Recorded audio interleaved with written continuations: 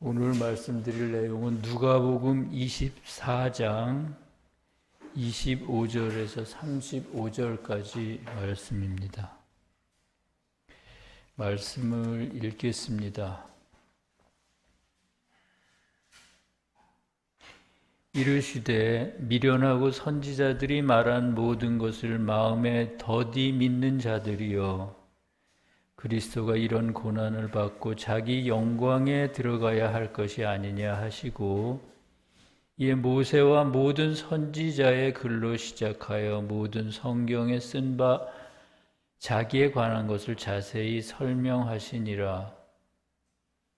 그들이 가는 마을에 가까이 가매 예수는 더 가려 하는 것 같이 하시니, 그들이 강권하여 이르되 우리와 함께 유하사이다. 때가 저물어 가고 날이 이미 기울었나이다 하니, 이에 그들과 함께 유하로 들어가시니라.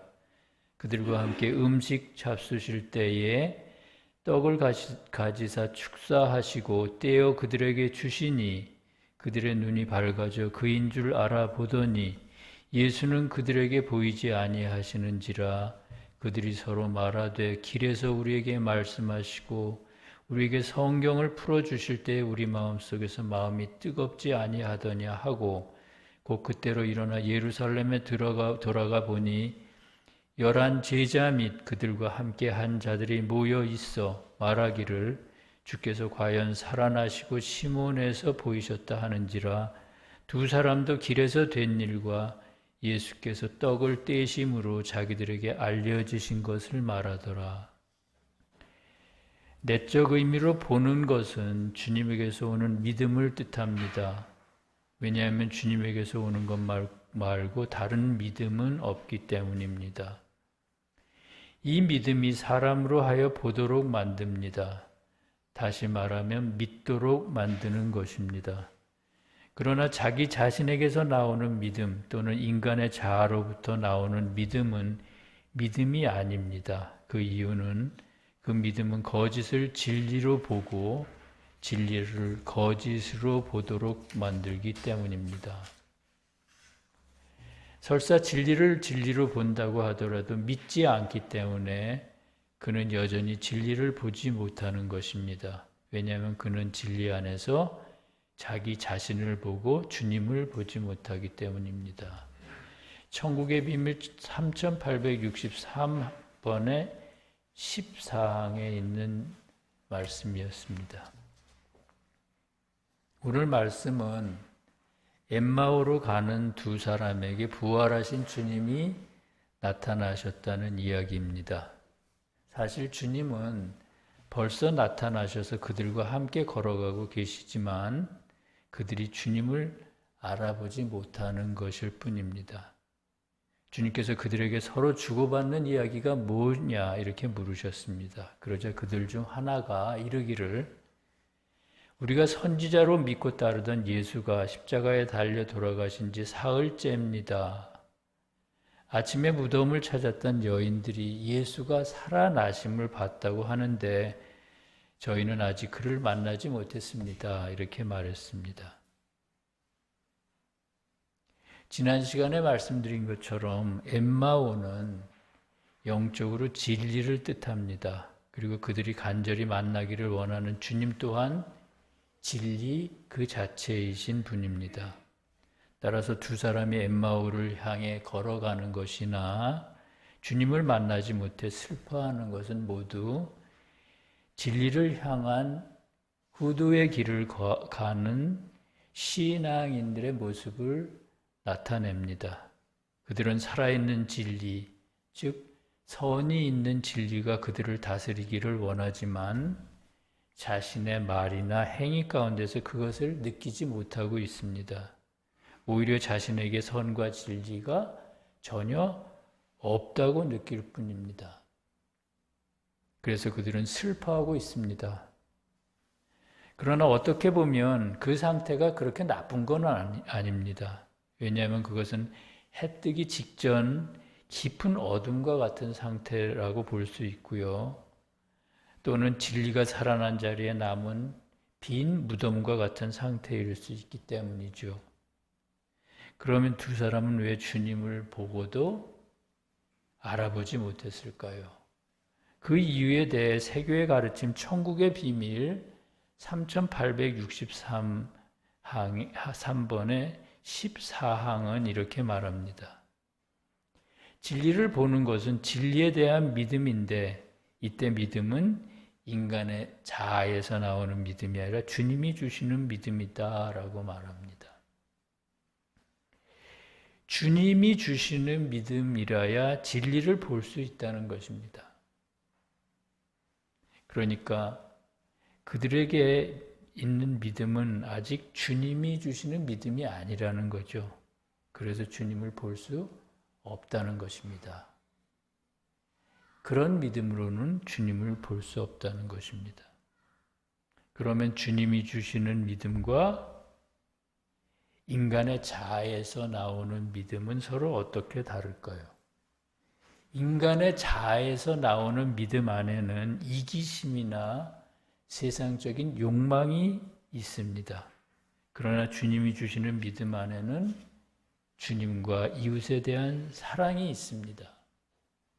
한마디로 말해서 인간에게서 나오는 믿음은 주님을 믿되 자기 자신을 위해 믿는 것입니다. 주님이 주시는 믿음은 주님과 이웃을 위해 주님을 믿는 것입니다. 그래서 둘은 본질적으로 아주 다릅니다. 이러한 사실로부터 그들이 왜 진리이신 주님을 보고도 알아보지 못했는지를 알 수 있습니다. 그들의 믿음 가운데 아직 인간적인 것이 남아 있어서 그것이 그들의 눈을 가리고 있기 때문이죠. 두 사람이 주님을 만나지 못해 슬퍼하는 걸 보고 주님께서 말씀하십니다. 25절과 26절의 말씀입니다. 미련하고 선지자들이 말한 모든 것을 마음에 더디 믿는 자들이여, 그리스도가 이런 고난을 받고 자기의 영광에 들어가야 할 것이 아니냐. 주님께서 그들에게, 당신을 알아보지 못하는 그들에게 당신을 옆에 계신다는 것을 보고도 그 사실을 받아들이지 못하는 그들에게 미련하고 선지자가 말한 것을 마음에 더디 믿는 자라고 나무라십니다. 선지자는 보통 말씀을 뜻하거나 말씀으로부터 배우는 교리를 뜻합니다. 그렇다면 선지자가 말한 것을 마음에 더디 믿는다는 건 무슨 뜻일까요? 말씀에서 가르치는 진리를 머리로만 믿고 의지를 가지고 실천하지는 않는다는 뜻입니다. 여기서 마음은 사람의 의지를 뜻하기 때문입니다. 우리가 처음 진리를 배울 때는 우리 마음이 그렇게 순수하지 않습니다. 마음속에 세상에 대한 욕망과 그로 인한 거짓들이 가득하기 때문이죠. 그러므로 처음에는 진리에 따라 살려는 의지가 별로 없습니다. 그냥 배우는데 만족합니다. 때로는 스스로 양심적인 사람이라고 자부하기까지 합니다. 이때가 바로 믿음만 있고 사랑이 없는 때입니다. 그러나 진리에 대한 배움이 깊어질수록 마음이 낮아지고요. 그때 주님으로부터 조금씩 선한 마음이 흘러 들어옵니다. 주님이 주시는 선한 마음이란 어떤 겁니까? 다른 목적 때문이 아니라 오로지 진리 그 자체를 사랑하는 마음입니다. 이러한 마음이 생길 때 우리는 진리를 가지고 자신의 유익을 구하기보다는 주님과 이웃의 유익을 구하게 됩니다. 그러고 나면 시험이 찾아옵니다.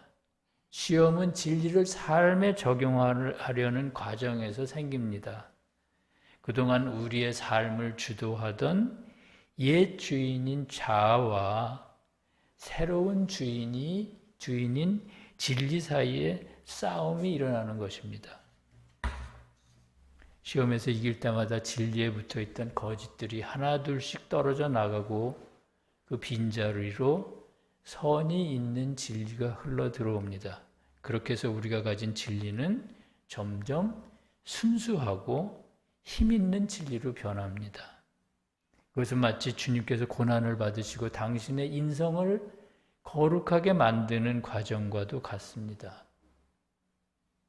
그러므로 그리스도가 고난을 받고 자기 영광에 들어가야 할 것이 아니냐라고 하신 말씀은 그리스도가 고난을 통해 거룩하게 되신 것처럼 우리에게 있는 진리 또는 믿음도 고난을 통해 더 굳건하고 거룩한 진리 또는 믿음으로 변해야 하지 않겠느냐는 그런 말씀입니다. 주님의 일행이 엠마오에 가까이 갔을 때 날이 어두워지기 시작했습니다.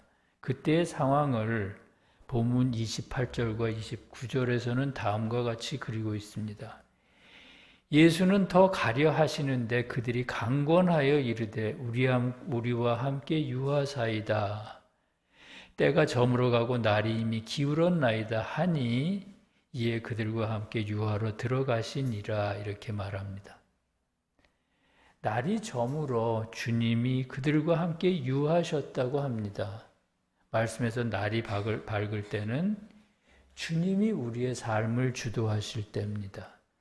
그에 비해 날이 저물 때는 인간의 자아가 삶을 주도할 때이며 그러므로 시험의 때입니다. 주님이 우리를 다스리실 때는 감히 지옥이 우리를 건드리지 못합니다.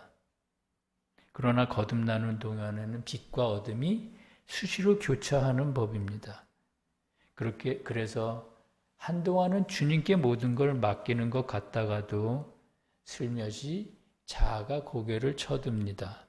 그때 시험이 오고 실패할 때가 많습니다. 지금 본문에서 두 사람의 상태는 그와는 많이 다른 상태입니다. 왜냐하면 살아계신 진리이신, 살아있는 진리이신 주님이 그들과 함께 시험을 맞이하고 계시기 때문이죠.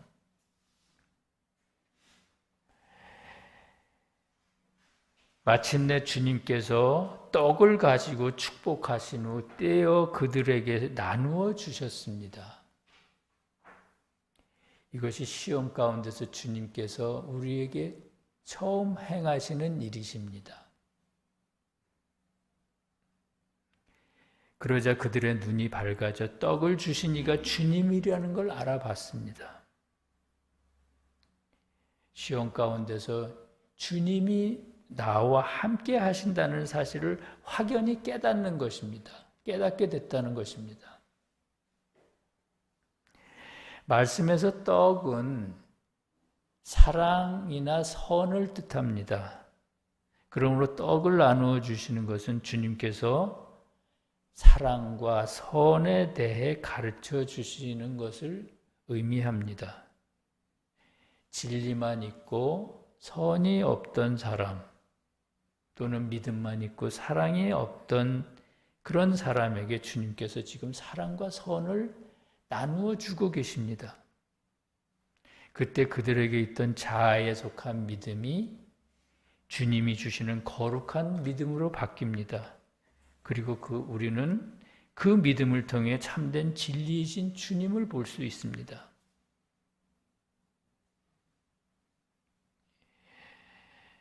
그래서 본문에는 두 사람의 눈이 밝아져 그가 주님인 줄 알아봤다고 했습니다. 그리고 그때 우리는 주님께 의지해서 시험에서 이길 수가 있습니다. 주님은 그렇게 시험 가운데서 당신의 모습을 잠깐 보여주신 후 그들의 눈앞에서 사라지셨습니다. 그러자 32절에서 두 사람이 주님과 함께 있었던 때를 돌아보며 서로 이야기합니다. 길에서 우리에게 말씀하시고 우리에게 성경을 풀어주실 때 우리 속에서 마음이 뜨겁지 아니하더냐 이렇게 말합니다. 진리이신 주님은 늘 우리와 함께 계시면서 인도하시지만 그걸 매 순간 느낄 수는 없습니다. 두 사람이 말한 것처럼 말씀을 읽을 때 특별한 깨달음으로 오시거나 또는 이웃과의 관계에서 뜨거운 사랑으로 오시기도 합니다. 또 시험을 이겼을 때는 큰 위로와 평화로 오십니다. 그때 우리는 주님을 보고 만지며 느낄 수가 있습니다. 마지막으로 33절과 35절에서는 이렇게 말합니다.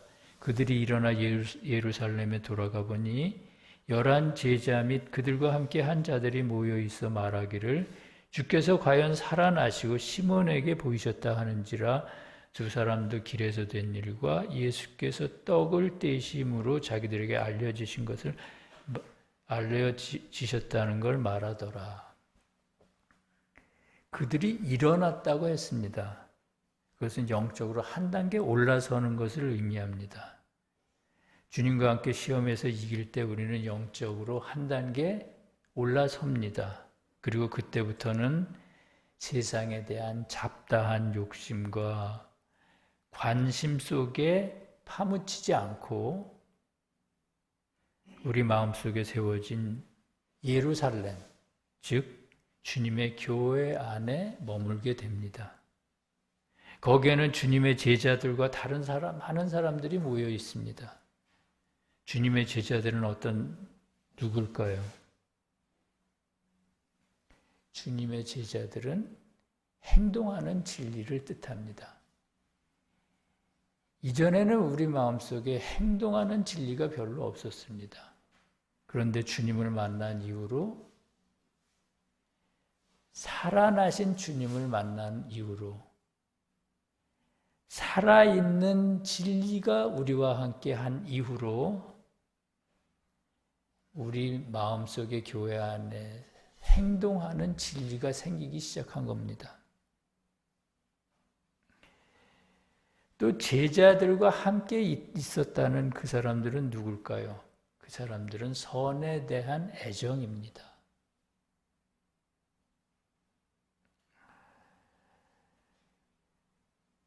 거듭남에 따라 우리 마음속에는 그렇게 특히 우리 겉사람이라고 하는 바깥쪽 마음속에는 행동하는 진리들이 점점 많아집니다. 그리고 그거와 더불어 선에 대한 애정들이 생기기 시작합니다. 그 둘이 우리 마음속에 예루살렘을 건설합니다.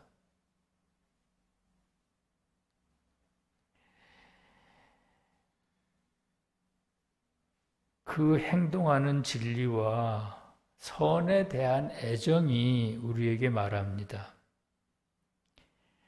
살아나신 주님께서 시몬에게 모습을 나타내셨습니다. 이렇게 말합니다. 시몬은 누굴까요? 시몬은 베드로의 또 다른 이름인데 순종을 뜻합니다. 진리에 대한 순종을 뜻합니다. 베드로라고 부를 때는 보통 진리를 뜻하거나 또는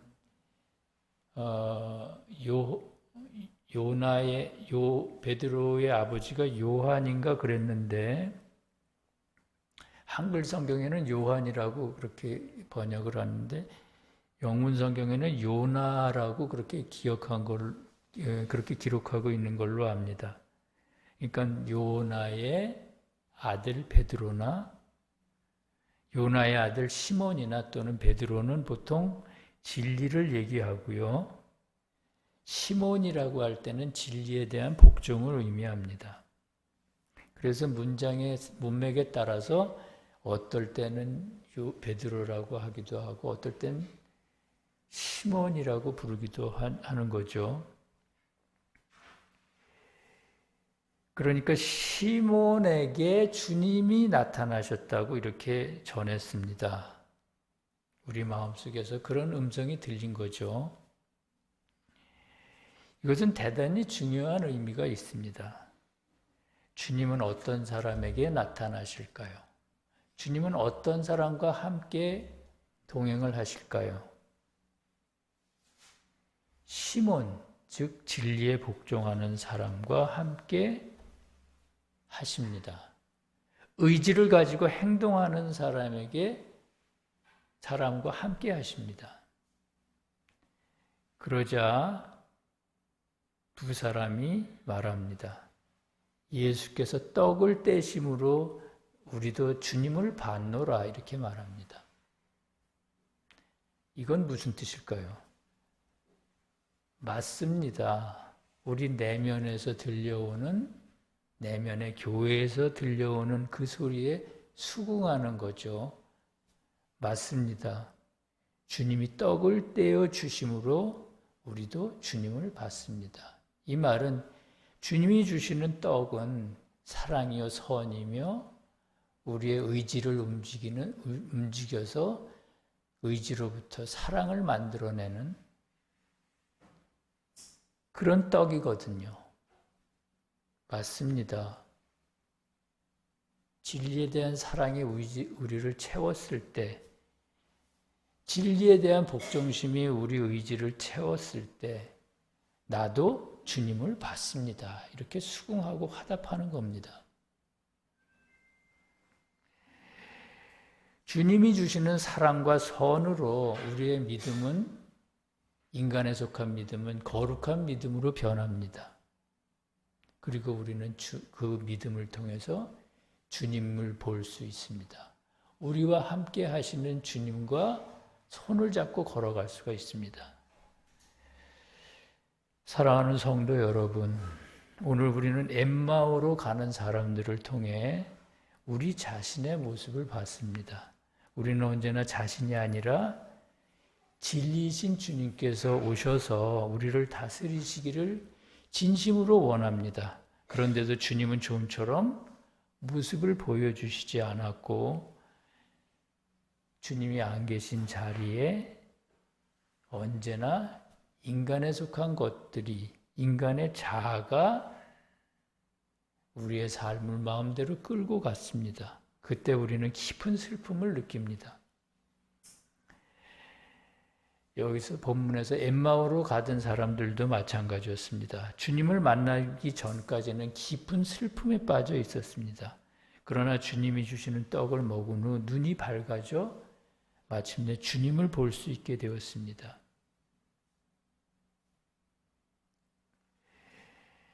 주님을 보지 못할 때는 진리가 우리와 함께 한다는 사실을 수긍하지 못하고 인정하지 않을 때는 진리와 우리와 함께하는 진리와 우리 내면에 있는 어떤 애정과 사이에 교류가 잘 일어나지 않겠죠. 그러나 주님이 우리와 확실히 함께 하신다는 사실을 알았을 때, 그러한 믿음이 생겼을 때 우리는 주님께 전적으로 나를 맡길 수가 있습니다. 가장 강력하신 분, 가장 힘 있는 분, 가장 전지하시고 전능하신 분에게 온전히 우리를 맡길 수가 있습니다. 믿음 때문이죠.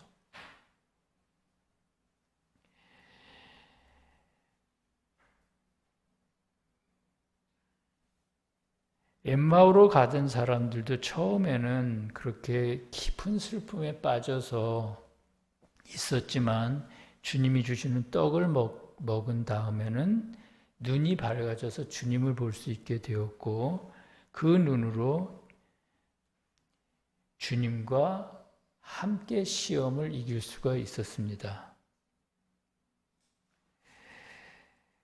이제부터는 그 믿음을 가지고 그들은 주님이 맡기신 일을 할 겁니다. 그 믿음을 가지고 이웃과 사귀고 사랑할 것입니다. 그 믿음을 가지고 세상에서 오는 유혹들과 싸워 이길 것입니다.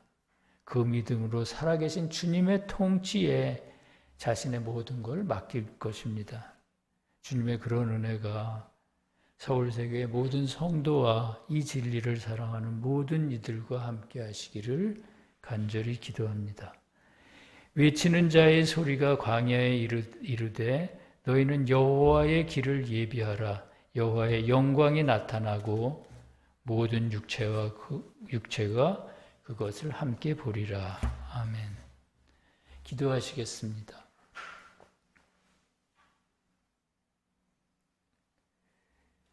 주님 말씀으로 저희를 깨우쳐 주심에 감사드립니다.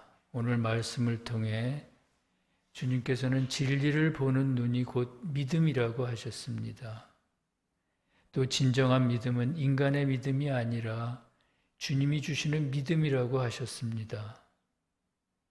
주님, 저희들이 많이 부족하오나 엠마오로 가는 형제들에게 주님께서 오셨던 것처럼 저희에게도 오시어 사랑의 떡을 나누어 주시옵소서. 그 떡으로 믿음이 밝아져 주님을 뵙기를 간절히 원합니다. 그 떡으로 진리와 거짓을 분별할 수 있기를 원합니다. 그 떡으로 진리이신 주님께 온전히 복종하기를 원합니다. 주님 도와주시옵고 저희를 구원하여 주시옵소서. 나라와 권세와 영광이 우리 주님께 영원히 있사옵나이다. 아멘.